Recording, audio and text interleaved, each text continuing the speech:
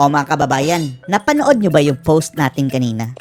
Yung tungkol sa binalita ng Bilyonaryo News Channel mga kababayan na nabuking, in-expose mga kababayan ng OpenAI mismo ang may-ari ng ChatGPT, ang mga pro-Marcos / anti-Duterte trolls mga kababayan na gumagamit ng ChatGPT para gumawa ng mga malicious post mga kababayan at comments. At dahil curious tayo mga kababayan na talaga ba, nasaan ito? Gusto nating makita ang ebidensya. At dito mga kababayan, nakita na natin talaga ang aktwal na ebidensya. Galing mismo sa OpenAI. Una mga kababayan, tinanong natin si ChatGPT na talaga bang mayroong ganito na mayroong Makati-based na na company na ginagamit maliciously ang ChatGPT para sa kanilang propaganda sa politika? Ang sabi ng ChatGPT mga kababayan ay mayroon nga. At sa makatuwid, sinuspindi nila ito. Sabi natin sa ChatGPT, bigyan mo ako ng link na kung saan yan mababasa. Eto na mga kababayan, binigyan tayo ng link. Etong blue, OpenAI/global-affairs/disrupting-malicious uses of AI June 2025. Pwede ninyong Idan Fernandez i-Google yan mga kababayan. At eto ang website na lalabas. Boom! Page mismo ito website ng OpenAI, yung may-ari ng ChatGPT mga kababayan, mayroong OpenAI.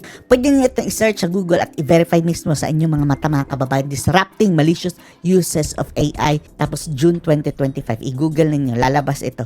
Website ng OpenAI. Pero, tingnan lang natin dito mga kababayan. Dito sa baba, mayroong read full report. At dito mga kababayan, magpo-provide sila ng PDF. Ang full report mga kababayan. Galing mismo sa OpenAI. At dito bubungad sa inyo mga kababayan ang ebidensya na gumagamit talaga ng mga pro-Marcos trolls mga kababayan para purihin si BBM at siraan si VP Sara. OpenAI na mismo ang nagpalabas mga kababayan. Sino bang may-ari ng OpenAI? Kumpanya ni Sam Altman mga kababayan.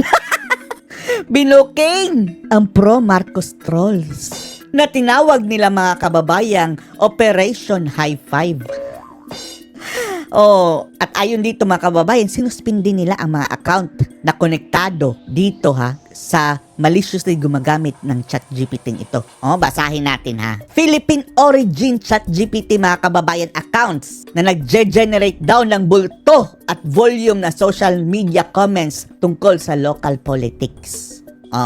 Sino-sino ang mga aktor nito? Ang mga taong nasa likod ng mga account na ito mga kababayan na naka-English at naka-Taglish at pinopost sa TikTok, Facebook na nagpo-focus daw sa politics and current events in the Philippines. Ang aktibidad na ito mga kababayan ay konektado daw sa Common Sense Incorporation na naka-base sa Makati isang kumpanya mga kababayan na yun nga, binalita sa Bilyonaryo News Channel, pagmamay-ari ng isang bilyonaryo na ang pangalan ay Jiger Tanco. Yun ang nasa balita At ayon dito sa dokumento ng OpenAI ang mga aktor daw na ito mga kababayan ay gumagamit ng ChatGPT para makapang-impluwensya sa mga tao mga kababayan, sa mga netizens pagdating sa larangan ng politika. Na nakafocus mga kababayan dito kay President Bongbong Marcos. Kaya naman pala mga kababayan sa mga post ni Bongbong Marcos, ang daming nagsasabing the best president, ang galing mo Mr. President.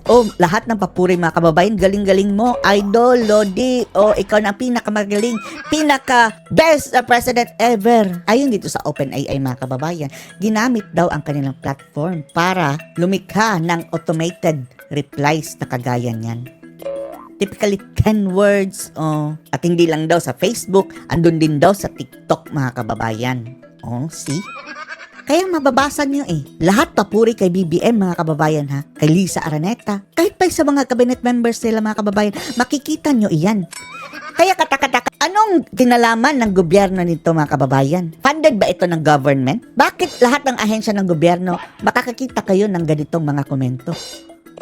Pandaraya yan Ha? Imbestigahan ito mga kababayan at explain ito ha. Kagaya na lang daw nitong sa TikTok mga kababayan oh. Mayroong mga accounts, sabi nila 5. 5 lang ang kanilang na-detect. Pero maraming pa siguro ang hindi na-detect dahil hindi lang naman ChatGPT ang mayroong AI mga kababayan eh. Marami pang iba. Kagaya nitong, pag Marcos mapagmahal sa pamilya, tingnan nyo ang mga komento mga kababayan. BBM and Sandro for the win. Heart. Marcos, values, loyalty, and respect. Sarah, masyado kang nag-init. Oh, yan ang kanilang example mga kababayan sa automated mga bots ng mga komento. Pagdating kay BBM, all praises. Pagdating kay Sara, birada. At hindi lang yan. Ang mga post pang ito mga kababayan, oh. Kasagsagan ito ng investigasyon ha ng Committee on Good Government kay Sara. Ang mga post, Princess Fiona, ang dami mong excuses. O yun pala mga kababayan, ang mga taong ito, ay hindi nga tao. Mga ChatGPT lang pala yan mga kababayan. Kaya nagalit ang OpenAI ang may-ari ng ChatGPT. Bakit nyo gagamitin ang aming platform para dyan sa inyong mga malisyosong mga post? Kasamaan mga kababayan. Sara, bakit hindi ka nagreklamo noon? Oh, ibang klase na mga AI ngayon mga kababayan. Para ng mga totoo talaga, no? Marunong magtagalog. Oh, ang mga AI. At ang sabi dito mga kababayan, matapos daw nilang iban ang mga accounts sa ito na nasa likod mga kababayan ha. Tinangka pa daw mga kababayan na bumalik ang ilang beses sa several times. Ang mga taong ito mga kababayan matapos nagban. Tinangka pa nilang bumalik several times para gamitin na naman ang ChatGPT sa kanilang kabalbalan. Grabe! Oh! At sa tingin natin hindi lang ChatGPT OpenAI ang kanilang ginamit. Ang dami pang mga AI mga kababayan na pwede nilang gamitin. Oh, nandito talaga mga kababayan, oh. Galing ito sa OpenAI ha. Binibira si VP Sara Duterte. Pinipraise si BBM mga kababayan. Oh. At aside pa niyan mga kababayan ha, aside pa yan, hindi lang pala ha, yung Makati-based na company ang gumagawa niyan. Dahil dati para mga kababayan, mayroon na din silang naban. Isang company din mga kababayan na naka-base sa Rwanda. Oh, Rwanda-based operation na nagtatarget mga kababayan ng ganun mga comment pa rin. Puri kay BBM, tira sa mga Duterte at ang kanilang tinatarget mga kababayan ang mga mainstream media accounts katulad ng ABS-CBN Post. O diba? Sa Abayas mga kababayan, ang daming anti-Duterte na mga komento. Naiinis na nga tayo dati eh. Ina-unfollow na nga natin dahil ang daming mga bashers mga kababayan. Yun pala mga ChatGPT lang. Ginamit ang ChatGPT mga kababayan oh. Andito oh, ABS-CBN News Post. Hundreds and hundreds daw mga kababayan ang mga komentong kagaya nito na AI lang ang gumawa.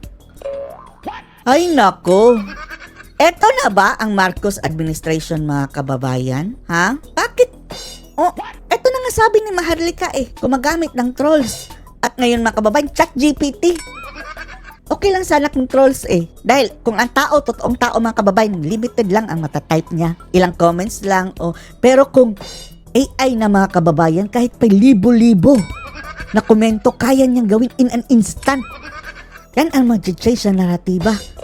O gobyerno, i-explain nyo ito na wala kayong kamay dito. Kayo ang nakikinabang eh. So paano kami hindi mag-iisip na wala kayong kinalaman dito kung kayo ang nakikinabang? Dahil mga pro-Marcos mga kababayan na post ang ginagawa at comments. Sila ang nakinabang. Kaya nga kaduda-duda yung ilan eh. Oh, at ang nagbulgar pa mismo mga kababayan ng OpenAI. Oh, ni na Sam Altman. Mabuti naman ha. Oh, kung gusto niyo makita talaga mga kababayan na aktual, puntahan niyo itong website ng OpenAI. Ang title, Disrupting Malicious Uses of AI, June 2025 na version. I-download niyo mga kababayan sa baba ang read full report. Sampal natin ito kay Claire Castro mga kababayan. Dapat may mag-print nito oh.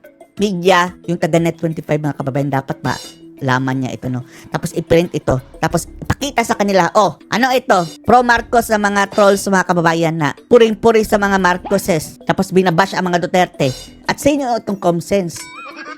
Sinong nagbayad ditong ComSense? Com&Sense na Makati-based na company. Gobyerno ba? Mayroon ba itong kontrata sa gobyerno? Dahil kung mayroon mga kababayan, anomalya na naman iyan. Oh, gumagamit ka ng mga trolls, bots mga kababayan, ang mga animal. Anong masasabi nyo dito mga kababayan? Nakitang-kita na ang ebidensya sa mga pro-Marcos trolls na gumagamit ng AI ChatGPT mga kababayan. Post your comments below.